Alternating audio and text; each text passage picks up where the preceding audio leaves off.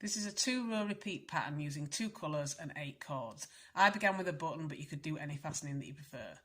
To begin, you want to arrange your cords in order from left to right. Your long cords should be in positions 1, 4, 5 and 8, and your short cords should be in positions 2, 3, 6 and 7. For row 1, you want to do 2 square knots.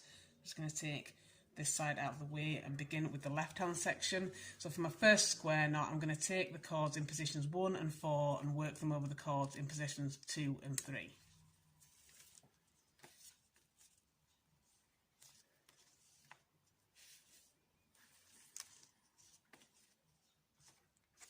Next, you want to do the same thing with the cords in positions 5 and 8 over the cords in positions 6 and 7.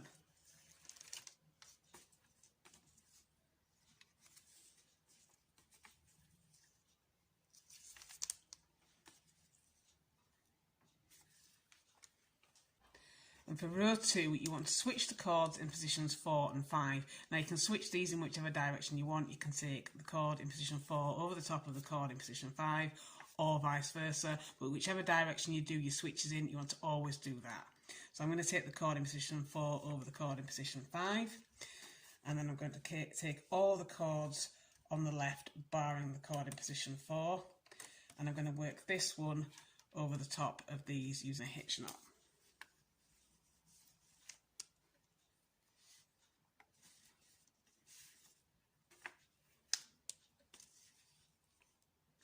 And then I want to do a mirror of this at the other side with the cord in position 5. So again, putting all the cords together. Let's take the cord in position 5 and work a hitch knot over these 3 cords.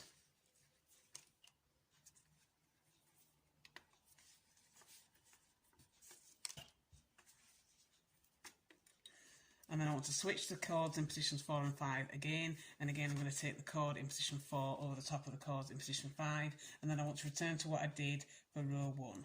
So this time I'm going to be doing square knots for the 2 sections.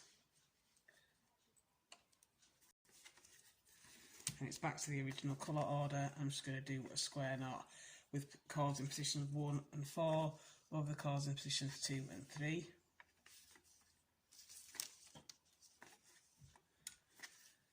And then the same thing at the other side. So taking the cord in position 5 and 8 over the top of the cords in position 6 and 7.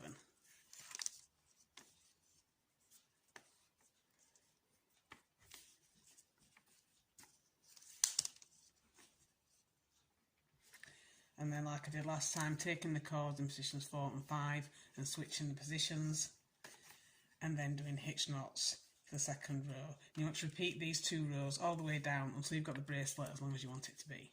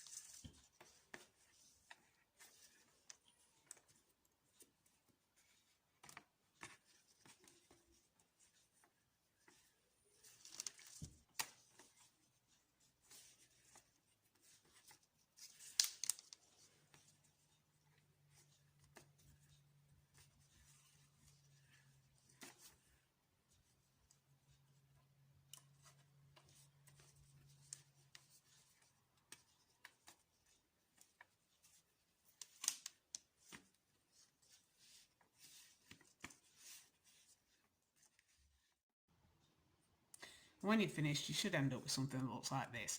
So like I said, I started with the button, so I ended up with the button fastening, but you could do whichever fastening you prefer. And that is your completed macrame bracelet.